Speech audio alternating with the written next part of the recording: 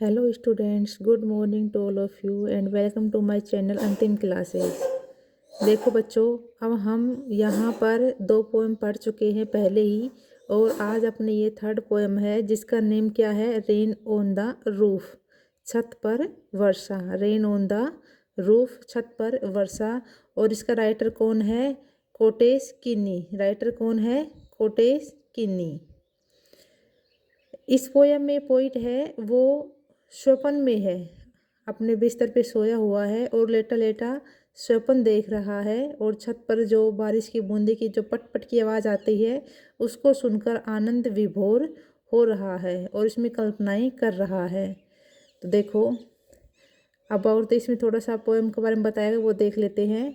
वहन the sky is covered with dark clouds, जब आसमान है वो कवर ढका हुआ रहता है, विद डार्क क्लाउड्स, काले घने बादलों से। जब आसमान काले घने बादलों से ढका हुआ रहता है, एंड और इट स्टार्ट रेनिंग, और क्या हो जाती है, बारिश शुरू हो जाती है, वर्षा आरंभ हो जाती है। Have you ever listen to the patter of soft rain on the roof. Have you ever listen, क्या आपने कभी सुना है, टू द पटर, पट पट की आवाज़, of soft rain on the roof, छत के ऊपर मधुर वर्षा की पट पट की आवाज़ क्या आपने कभी सुनी है। शायद सभी ने सुनी होगी। व्हाट थॉट, कौन से विचार, फ्लैश थॉट योर माइंड, आपके मस्तिष्क में आते हैं। जब आप ऐसी आवाज़ सुनते हैं तो आपके मस्तिष्क में कौन कौन से विचार आते हैं, कैसे विचार आते हैं। As you heard this melody of nature, जैसे कि आप प्रकृति की ये धुन सुनते हैं, मेलेडी यानी धुन, जैसे कि आप ये प्रकृति की धुन सुनते हैं तब किस प्रकार के विचार आपके मस्तिष्क में आते हैं। रीड दिस पोएम, इस पोएम को पढ़िए। टू फाइंड आउट, पता लगाइए। What the poet dreamed of while listening to the rain, जब पोइट वर्षा की इस प्रकार की आवाज़ सुन रहा है तो किस प्रकार का स्वप्न देख रहा है। आप भी इस पोएम को पढ़िए और ऐसी ही अनुभूति कीजिए। अब ये पोएम पढ़ो तो मानो ऐसा ही लगे कि भाई बाहर बारिश हो रही है, छत के ऊपर से आवाज़ आ रही है। मैं तो उसी प्रकार से पोइट ने आपको ये कहा है कि जिस प्रकार से मैं वर्षा के मौसम में इसी आवाज़ सुनकर इसमें लीन हूँ, उसी प्रकार आप ये पोएम पढ़ के भी जो प्रकृति का ये नज़ारा है उसमें लीन हो जाइए। When the humid shadows hover over all the starry shapers and the melancholy darkness gently weeps in rainy tears. What a bliss to press the pillow of the cottage chamber bed and lie listening to the patter of the soft rain overhead. When यानी जब, the humid यानी नम, shadow यानी बादल, shadows किसके लिए बताया गया, बादलों के लिए। होवर का अर्थ है मंडराना, जब नम बादल मंडराते हैं। ओवर का अर्थ होता है, देखो ये प्रेपोजिशन है ओवर का अर्थ किस रूप में आता है, जब कोई चीज़ नीचे नीचे किसी चीज़ से टच ना हो उसके लिए हम ओवर का यूज करते हैं। जैसे फैन है वो छत पे लटका हुआ होता है, उसके लिए हम किसका यूज करते हैं, ओवर का। तो बादल भी बिल्कुल अपने ऊपर होंगे, नीचे किस चीज़ से टच नहीं है और बिल्कुल ऐसे ऊपर होंगे आसमान में बादल, तो उनके लिए हम किसका यूज किया है, ओवर का। ऑल द स्टेरी शेयर्स, स्टेरी शेयर्स का अर्थ क्या बताया है, तारों युक्त आसमान, तारागण। जब तारों भरे संपूर्ण आकाश में, तब तारों भरे संपूर्ण आकाश में, ओवर यानी ऊपर, संपूर्ण आकाश में नम मेघ मंडराते हैं।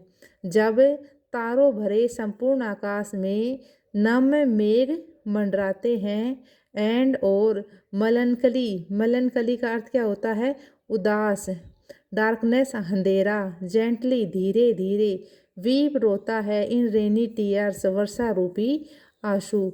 जब तारे भरे आकाश में, पहले आसमान में तारे भरे हुए थे, फिर उस तारे भरे आकाश में जब नम बादल मंडराते हैं और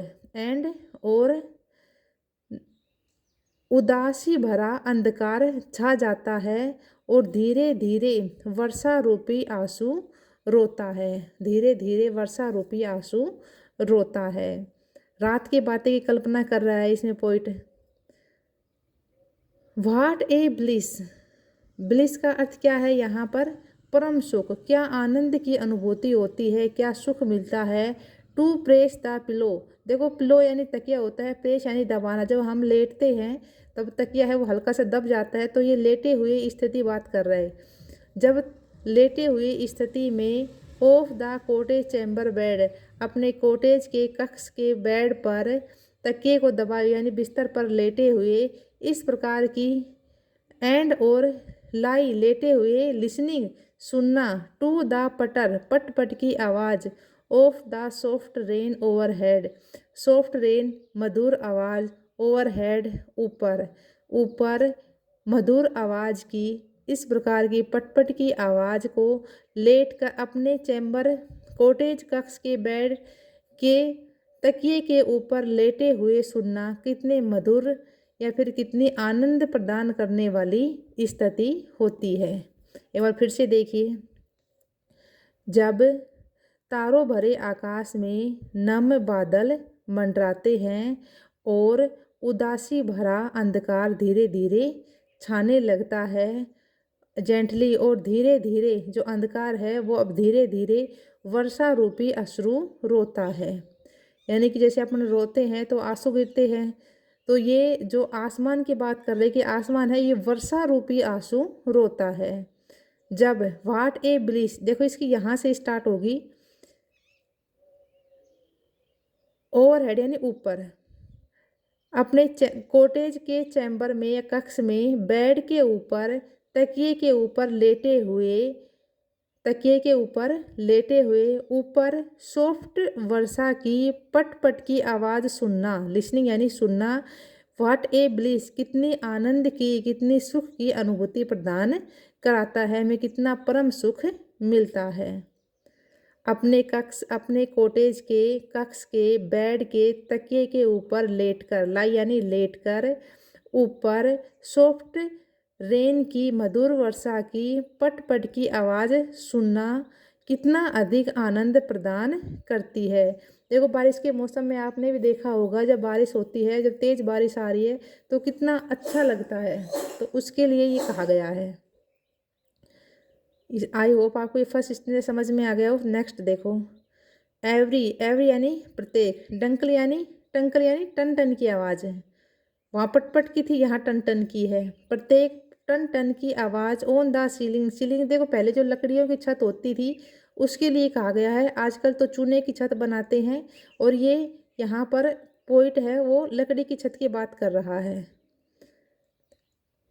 प्रत्येक टन लकड़ी की छत के ऊपर प्रत्येक टन टन की आवाज़ हैज एन इको, इको यानी गूंज, इन द हार्ट हृदय के अंदर। जब मैं छत के ऊपर वर्षा की टन टन की आवाज़, पटपट की आवाज़ सुनता हूँ, कहाँ पर? लकड़ी की टाइल्स पर, लकड़ी की बनी हुई छत के ऊपर सुनता हूँ, टन टन की आवाज़ सुनता हूँ, तो मेरा हृदय गूंज उठता है, खुशी से गूंज उठता है। इको यानी गूंजना, वैसे गूंज होती है एको, एको यानी गूंज, मेरा हृदय खुशी से गूंज उठता है। एंड और ए थाउजेंड हजारों, ड्रीमी फेनिन्स, ड्रीम यानी स्वप्न वाली, काल्पनिक, फेनिन्स यानी कल्पनाएं, और जब मैं ऐसी आवाज़ सुनता हूँ तब मेरे हृदय में, मेरे मन में हजारों काल्पनिक कल्पनाएं, हजारों स्वप्न वाली कल्पनाएं, into busy being start, being यानी बीइंग का अर्थ यहाँ पर मनुष्य के लिए, व्यक्ति के लिए है। हजारों कल्पनाएं मनुष्य के मन में स्टार्ट हो जाती है। बिजी यानी व्यस्त, बीइंग यानी व्यक्ति, स्टार्ट यानी शुरू हो जाती है। जब मैं वर्षा की ये जो पट पट की टन टन की आवाज़ है वो लकड़ी से बनी हुई छत के ऊपर जो टन टन की आवाज़ गूंज सुनता हूँ, तो मेरा हृदय गूंज उठता है। और उस समय जब मेरा हृदय गूंज उठता है उस समय मेरे मन में, मनुष्य बीइंग यानी मनुष्य के मन में, व्यस्त मनुष्य के मन में हजारों काल्पनिक या फिर स्वप्न भरी कल्पनाएं शुरू हो जाती है, स्वप्न भरी कल्पनाएं शुरू हो जाती है। एंड और ए थाउजेंड, और हजारों, रिकलेक्शंस स्मृतियाँ, पुरानी यादें, वीव्स बुनती है, their air threads into woof, woof यानी ताना बाना, वीव यानी बुनती है, और इस प्रकार की हजारों यादें अपनी हवाई एयर थ्रेश यानी हवाई ताना बाना वीव यानी बुनती है। जब ऐसी स्थिति होती है तब हजारों जो पुरानी स्मृतियाँ होती है, पुरानी यादें होती है, वो हवाई एयर थ्रेड्स यानी हवाई ऊप यानी ताना बुनना, हवाई ताना बाना वीव यानी बुनती है। जैसे कि आई लिसन टू द पटर on the rain upon the roof, जब मैं छत के ऊपर पट पट की वर्षा की आवाज़ सुनता हूँ तब मेरे मन में पुरानी हजारों स्मृतियाँ जागृत हो जाती है और वो हवाई ताना बाना बुनती है। आई होप आपको ये समझ में आ गया होगा। नेक्स्ट देखो, नाउ अब in memory comes my mother. अब इन दोनों स्टेंजा में किसकी बात कर रहा है, वो वर्षा की बात कर रहा है। अब उसकी मेमोरी में कौन आ गई, उसकी माँ आ गई। अब मेरी मेमोरी में मेरी माँ आती है, वो शोपन में लीन है पोइट। और अब तक उसकी मेमोरी में वर्षा आ रही थी, अब उसकी मेमोरी में उसकी माँ आई है। जैसे कि शी यूज्ड, ये देखो आपके मॉडल्स में है यूज, जो काम आप पहले किया करते थे और वर्तमान में वो काम आपने छोड़ दिया है। आपकी वो आदतें भी हो सकती है, कोई काम भी हो सकता है। जैसे कि she used in years ago, agone यानी पहले, जैसे बीते हुए समय में, जैसे कि वो बीते हुए कई वर्षों में किया करती थी। अब मेरी स्मृति में मेरी माँ आती है, जैसे कि वो बीते हुए वर्षों में किया करती थी। To regard, to regard the darling dreams, darling dreams यानी कि स्वप्न दृष्टताएँ, जैसे कि वो अपनी प्रिय, रिगार्ड्स यानी प्रिय स्वप्न दृष्टताओं को निहारा करती थी कई सालों पहले। जैसे कि वो कई सालों पहले अपनी स्वप्न दृष्टताओं को निहारा करती थी। एर का अर्थ है इससे पहले, इससे पहले, किससे पहले, सी लेफ्ट देम टिल द डान, डान का होता है प्रातः काल, जो सूर्योदय की स्थिति होती है उससे पहले का जो समय होता है वो डान कहलाता है। इससे पहले कि प्रातः काल हो, यानी कि प्रातः काल होने से पहले, उषा काल होने से पहले, उन्हें छोड़ने से पूर्व, सी लेफ्ट देम, उन्हें छोड़ने से पूर्व वो अपनी स्वप्न दृष्टताओं को निहारा करती थी। टू रिगार्ड, प्रिय स्वप्न दृष्टताओं को निहारा करती थी। अपनी माँ के लिए कहा गया है, इससे पहले कि उषा काल हो, प्रातः काल हो, उनको छोड़ने से पहले अपनी प्रिय स्वप्न दृष्टताओं को निहारा करती थी। Oh I feel her fond look on me as I list to this refrain. Refrain का अर्थ यहाँ पर क्या है, जैसे कि इसमें इंग्लिश में तो क्या हो गया, ये स्टेंजा हो गया। जो हिंदी में कोई गीत वगैरह गाते हैं, कोई पोएम वगैरह गाते हैं, तो उसमें जो ये स्टेंजा अलग अलग होते हैं उनको बोलते हैं रिफ्रेन यानी टेक। टेक क्या हो गया, टेक। एक कड़ी, कड़ी बोल देते हैं उसको टेक बोल देते हैं। अरे ओ, अरे आई फील हर, मैं उसकी महसूस कर रहा हूँ। किसको, हर किसके लिए आया है, इसकी माँ के लिए। फॉन्ड लुक, स्नेहपूर्वक दृष्टि को, ऑन मी, मेरे ऊपर, मैं उनकी स्नेहपूर्वक दृष्टि को मेरे ऊपर महसूस कर रहा हूँ। जैसे कि आई लिस्ट टू दिस रिफ्रेन, जैसे कि मैं इस टेक को, इस कड़ी को सुन रहा हूँ। जो प्रकृति के गीत की कड़ी है, जो पटपट की आवाज़ आ रही है, उसको एक मधुर गीत की तरह सुन रहा है। तो ये कह रहा है कि इस कड़ी को मैं सुन रहा हूँ, तो उस समय मुझे स्वयं के ऊपर मेरी माँ की स्नेहपूर्वक दृष्टि का अनुभव हो रहा है।